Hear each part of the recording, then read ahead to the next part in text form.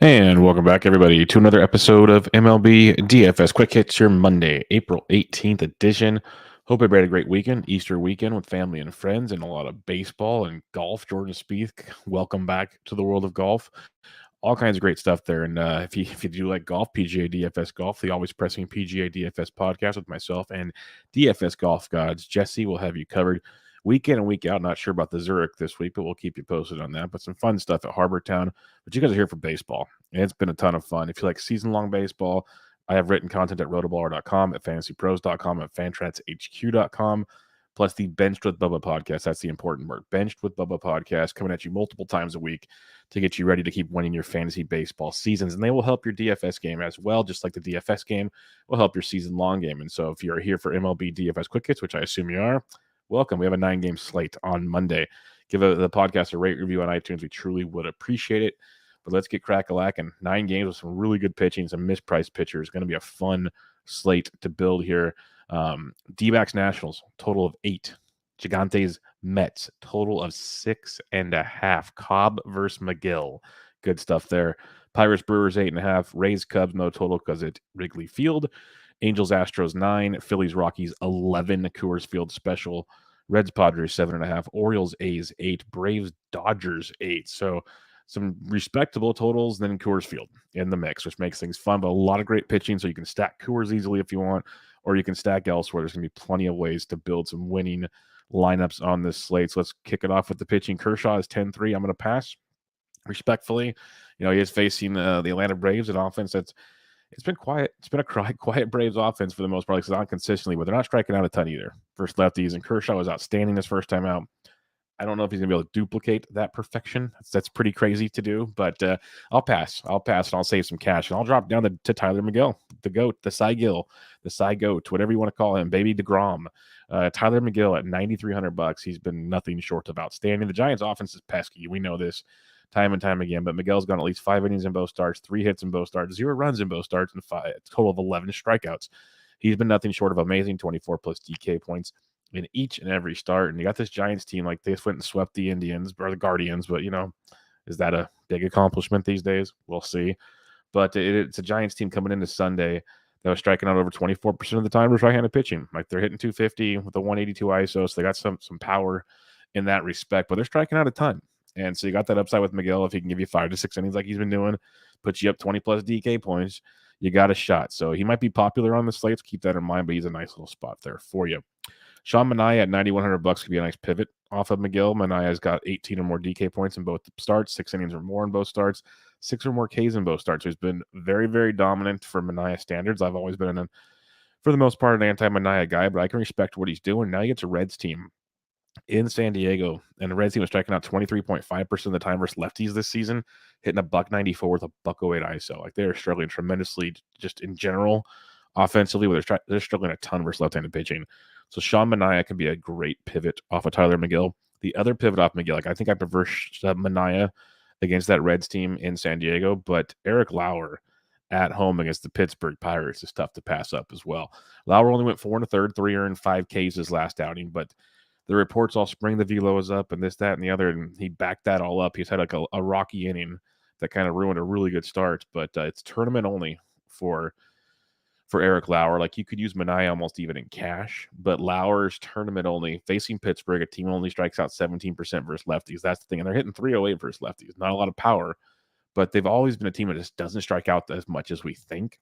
So I prefer Manaea over Lauer. Lauer makes for a fun tournament play. Don't get me wrong, but Mcgill and Manaea are going to be like your popular plays up here. Manaea is a great pivot off of Mcgill. Really, really good pivot.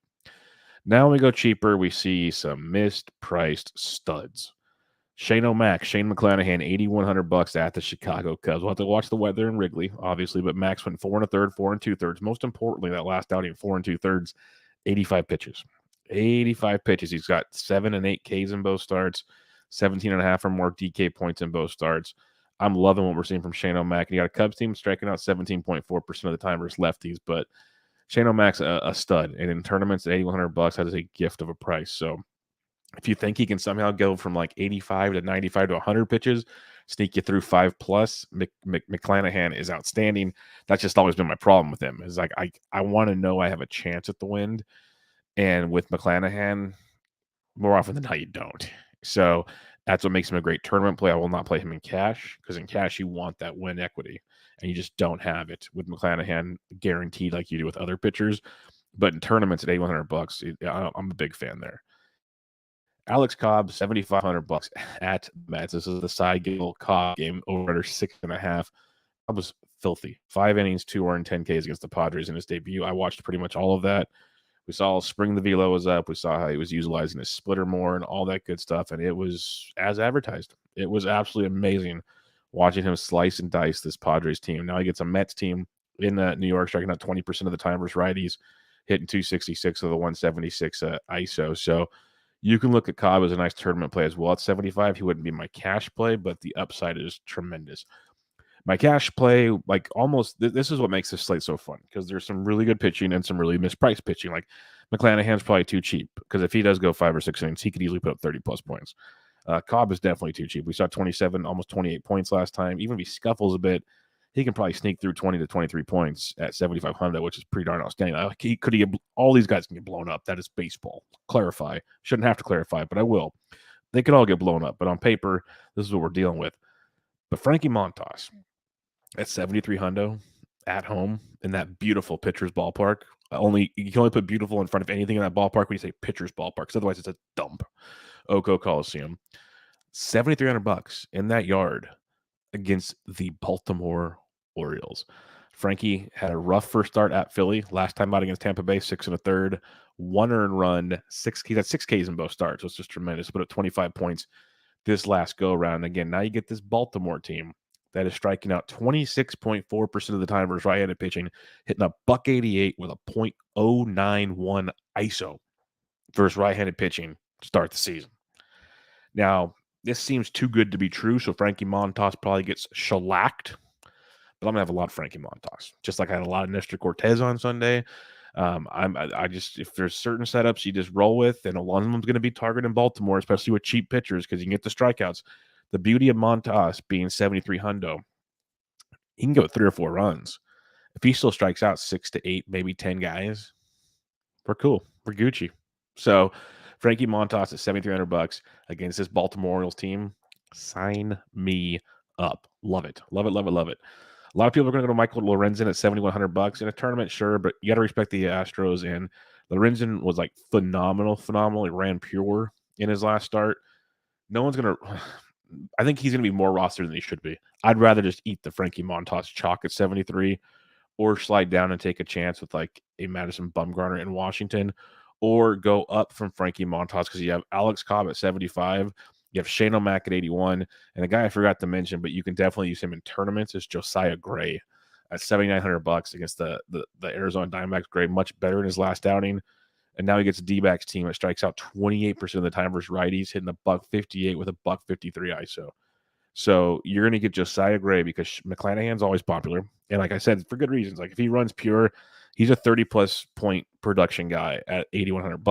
But he has to run pure just because of the way they utilize their pitching in Tampa Bay. But his talent is there. Alex Cobb should be popular for good reason. Great matchup against the Mets. But Montas should be the uber chalk, and it's chalk I'm going to eat against that strikeout upside against Baltimore. But Josiah Gray, like I mentioned, Arizona, 28% K rate versus righties. Gray's got phenomenal strikeout stuff. It's just a matter of can he keep the ball in the ballpark. Last outing, he was successful with that. Outing before, walks and homers got him. That's what young pitchers will do. But that's what makes Gray a phenomenal tournament. Like I'm going to make a Gray Montas lineup for sure. I usually do 3 maxes. That's what I do for the most part. I'll have at least one Gray and Montas tournament lineup, 100%. So I'm a big fan of that. Now, recapping things, you can pay up if you want. There's a couple guys up top here. Sygod at $9,300, Tyler Mcgill. But Sean and I at 91, I like quite a bit as a nice pivot there. You got McClanahan, Gray, Cobb, Montas, all in the middle. Excuse me, all in the middle in great, great spots. If you're doing cash, I would say Manaea Montas is where I could go. But you could make some arguments for some different cash pitchers. There's some good ones. But for tournaments, Josiah Gray, tournament only. McClanahan, tournament only for me as well. And then Lauer's an interesting tournament play. But there's a lot to like with pitching and a lot of ways to mix and match. So like checking the ownership, checking the Fantasy Degens Discord as we chatted up to lock. That there's lots of ways to make this one work for sure. Let's talk bats on this 9-game slate. Catcher's position, you got JT Realmuto in Coors at 56. He's been crushing it lately. So if you want to pay up a catcher, go for it. You don't need to. We've been nailing the cheap catchers, nailing them in the Discord. So if you can go cheap, go cheap. If not, Realmuto at 56 is good, and so is Sean Murphy at 48. He's been mashing. Get Spencer Watkins, this is the fun part. The A's are so bad, but their offense has been kind of good enough, and they're very cheap. More often than not, Murphy won't be, but the rest of them should be pretty cheap. And they got a phenomenal matchup for Watkins in that bullpen. So it's just such a bad. If it was in Baltimore, I'd be all in. In Oakland makes it a little trickier, but it's in the conversation at least. Going down cheaper though, you got like Will Smith versus Oscar Yanoa in tournaments at 41. I can get behind that for sure. Elias Diaz and Coors at 37. I do respect Nola, but Nola's been having his problems, so that's an interesting look as well. Cheaper plays though, Omar Narvaez against Thompson. I like that one quite a bit at 32. If you're going cheaper, love me some Omar Narvaez. Joey Bart will play more often than not. I really don't feel like targeting Tyler Mcgill on a slate like this. 9 games, I don't have to be that cute. If it was like a 5-game slate, I could probably be that cute. 9 games. If you want to, like Mcgill, Montas, like so Giants, Orioles bats, maybe even some Mets bats, those will be great ways to just go straight. I'm going to fade the chalk. I don't think you need to do that tonight. If anybody, I would do it with Baltimore. I would do that against Montas because we've seen Baltimore's bats go off. So I don't think I'm going to take the good old Joey Bart bait. I'd rather have Tyler Stevenson of the Cincinnati Reds for $2,800 against Manaea. Like if Manaea slips and shows some Manaea of old form, the long ball form, Stevenson at 28 is a nice little discount. So that's a really good price tag there. Other than that, nothing stands out as an immediate play below Stevenson without checking some lineups. First base position on this lovely slate. You got Reese's Pieces and Coors at 54, Big Meat Pete, but again, not looking to fade these guys too much, but Freddie Freeman at 5K. If you're stacking the Dodgers they're starting to heat up. Oscar, is legit though, so I'm not like running to stack them, but it's intriguing. Josh Bell's been crushing it to start the year. He's 4,700. The dude's been, he's hitting 361 over his last 10 games. He's just straight up mad. He's hit safely in 9 of his last 10 games. So $4,700 for the switch hit and Josh Bell against Mad Bum and Company. Nice tournament look because most won't go there. Most would save $300 to go to CJ Cron against Aaron Nola. I don't mind me some Jared Walsh against a right-handed pitcher. Garcia's a good pitcher, but Walsh at 43 is a good tournament upside. You got Cron at 44. You got Connor Joe at 4K. Both decent first base plays. No sugarcoating that one at all. Cheaper options though. Seth Brown, again, if you want to fade Watkins, Seth Brown's only $3,400. He's as tournament as it gets.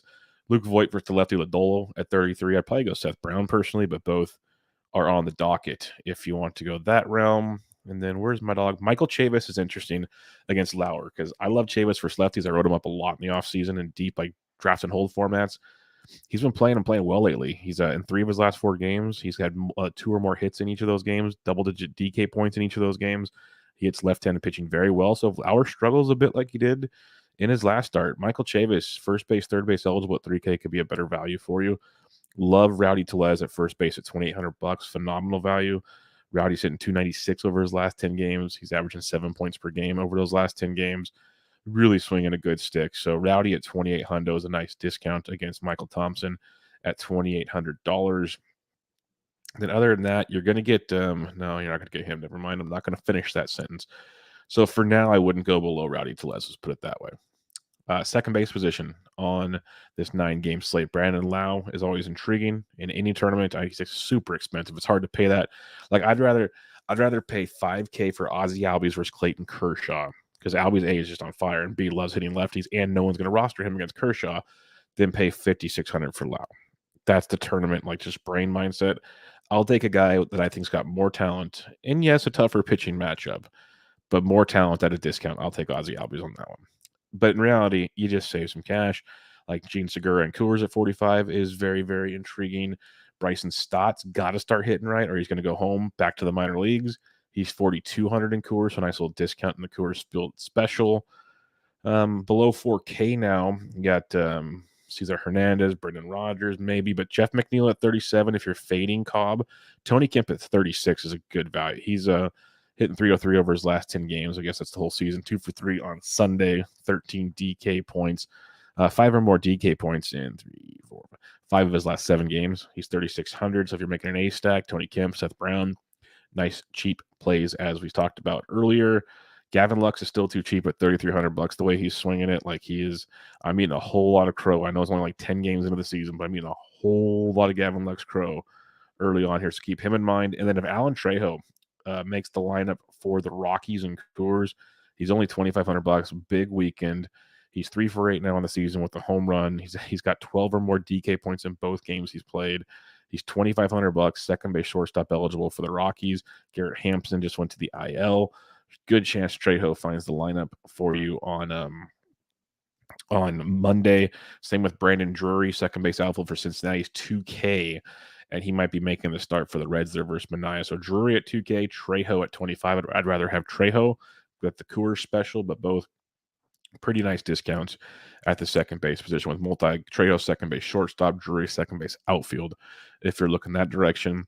Third base position for you, Brian Hayes at 49. Like the Pirates, man, they don't strike out a ton. They're not overly great offensively, but they do have some interesting appeal against Lowry if you think Lowry's going to struggle. Brian Hayes.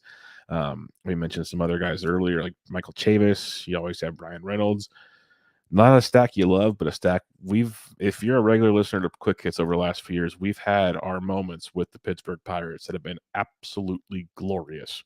So I'm not saying you have to go all in, but I think like a little 2 to 3 man stack might fit the mold. We'll see how lineups like the whole point of this podcast is to get our brain thinking in the right direction. And then we see lineups come out throughout the day, and then we start building. Like I don't try to build until maybe hour and a half before lock. I want to see a lot of the info before I start locking things in. Because then you start second guessing yourself. You start doing a lot of things that just next thing you know, that lineup, the first lineup you made, that was your best lineup. That's just how it goes way more often than not all the time. Not all the time, but that's what works for me. So like I like to take all this in, start digging in and doing all that fun stuff. But Brian Hayes at 49, very intriguing tournament-wise against Eric Lauer. Going down to the 4K range, though, Ryan McMahon and Coors at 43. He went deep on Sunday. Bryson Stott at 42. Austin Riley's 43. If you want to get super contrarian, we talked about like the Orioles and those guys playing the Braves against Kershaw, because I'm not a lot of people might pay up for Kershaw per se, but not a lot of people will stack the Braves versus Kershaw at the same time. So Ozzie Albies, who's matches lefties, you got Riley, you got some other guys in there. Like Albies is still 5K, but Riley's only 43 hundo. Like you're getting a little bit of a discount there on some elite talent. So it's another way to be tournament different type thing. And this might be a night looking at this information here early on. Again, first look, a lot like 2 to 3 man stacks instead of full stacks. They feel a lot better right now. So we'll see how the builds continue to flow out. And again, that's why you join the Fantasy DJs Discord. It's free. And we chat it up. If I'm not there, there's a bunch of dudes in there chatting things up. And it's a good little community that is good. So Bryson Stott at 42. Like I said, Riley at 43. At some low 4K guys. When you dip into the 3K range, not a ton at the position. Like Sheldon Noyce of Oakland, second base, third base at 31. If you're going all in, mentioned Michael Chavis at 3K, another really good one. Chavis is first base, third base. Mcgill Franco, 3K. He's swinging it really good. 306 over his last 10 games, averaging 7.2 over his last 10 games. Really swinging a good bat there for the Washington Nationals, and he gets Mad Bum on Monday. So, Mcgill Franco at 3K, another little value for you. Tyler Wade of the Angels at 27. If you need to, I'd rather have Franco or Chavis at 3K in their matchups against their lefties. And I mentioned Trejo earlier is 25 hundo for the Rocks. Shortstop, Trey Turner at 58. Sure, whatever you want. Frenchie Lindor's been crushing it. Again, I'm not looking to fade Cobb, but Lindor at 57 would be a nice, virtually unknown. But honestly, if you're paying up at shortstop, I say you play Wander Franco in cash every day. That's just what you do. He's 5,200. You play cash for floors. He's got one of the best floors you'll ever see. Does he have the best ceiling? Not every night. One of the best floors you'll ever see. So Franco at 52 is really, really strong play. Don't mind Willie Adams at 46 if you're looking to get some Milwaukee action against a very bad pitcher. Like that Pittsburgh-Milwaukee game, that's interesting. Let me see what that total is again. The total is only 8.5. It feels like it should be a little higher than that. Maybe the weather's going to be bad or something. We'll have to keep an eye on that. But that's two pitchers that could get shellacked. So Willie Adams at 46 is interesting. That's an interesting tournament play between those two teams.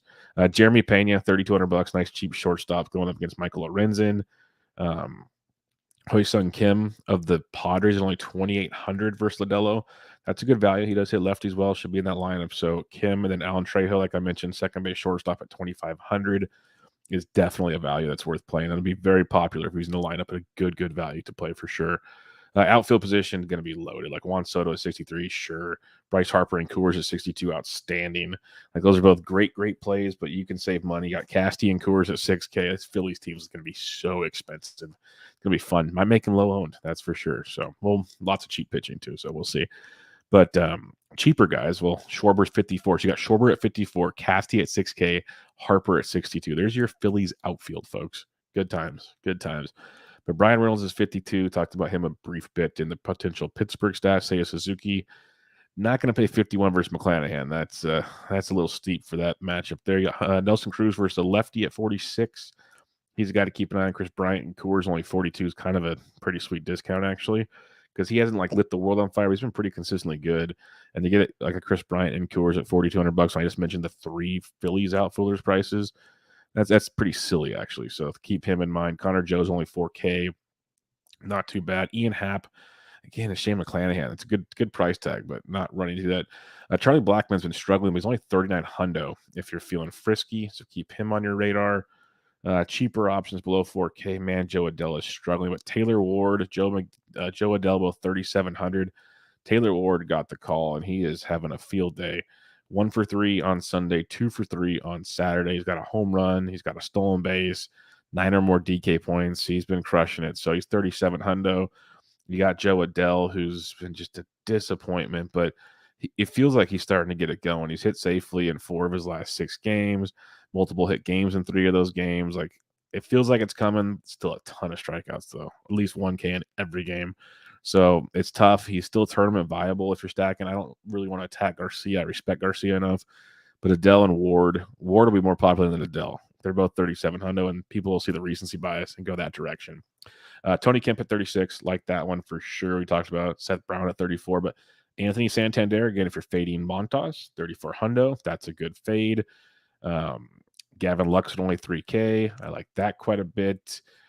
Going down to the low 3, or Gavin Lux isn't 3K. Gavin Lux is 3,300. Second base outfit eligible. But Brandon Marsh, if you are fading Garcia, I love the discount on Marsh at 32. He's swinging it really good. I played him a lot lately. Really good price point there if you're going to fade. 3K and below now. Josh Lowe is still struggling. He's 2,900. Chad Pender's only 29. That's a good. That's like third in that lineup. He's $2,900. Like that's the A's value, folks. Live and in charge. So keep him on your radar. Tommy Pham's $2,700 for Manaea. Rough start to the year for Pham, but we know the potential upside with him. So 2,700 does return some nice value. Colin Pache is only 24 for the Oakland A's versus Sammy Watkins or Spencer Watkins. So that's a good one too. Sammy Watkins is playing football. So Spencer Watkins is the guy you're thinking of there. And other than that, nothing really stands out at this point in time, but I guarantee you there will when we see lineups because there's been some goofy stuff going around MLB these days. All right, recapping things real quick. Pitching, it's fun, and it's going to be like ownership dependent, lineups, and just saying screw it and rocking and rolling. Because like Tyler Mcgill at 93, Sean Manaea at 91, those are the 2 pay-up guys for me on this slate. Mcgill should be more popular. I like Manaea as a great tournament play, ownership leverage type play over Mcgill. Both awesome plays. Now in this middle range, it gets real fun because you got McClanahan at 81, Josiah Gray at 79, Cobb at 75, Frankie Montas at 73. All great plays. Montas has the best matchup out of the 4, should be the most popular out of the 4. I'm going to be locking Montas into.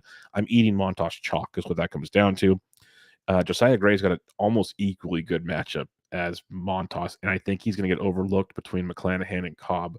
So you can eat the Montas chalk and play him with Josiah Gray potentially and still feast. I am looking forward to seeing how that turns out.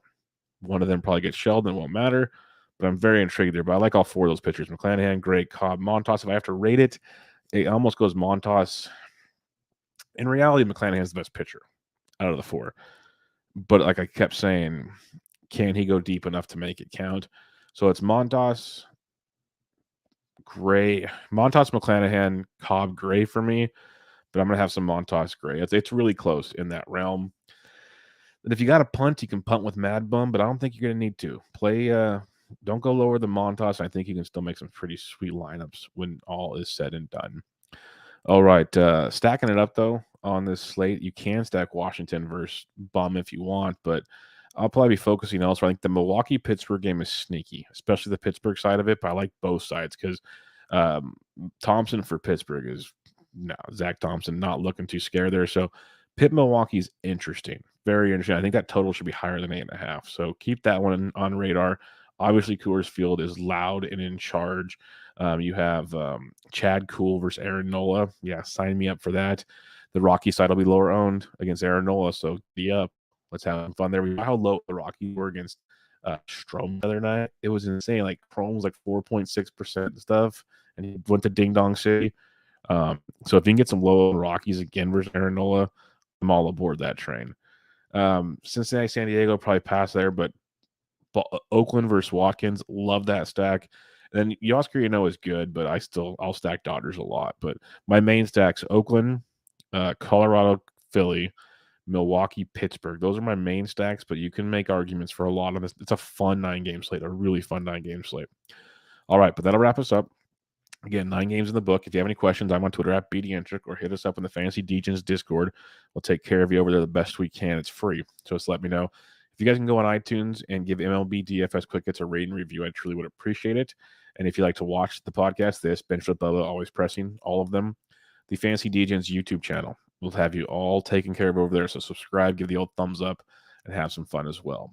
But for now, everybody, good luck on your Monday. This was MLB DFS Quick Hits, your Monday, April 18th edition. I'm out.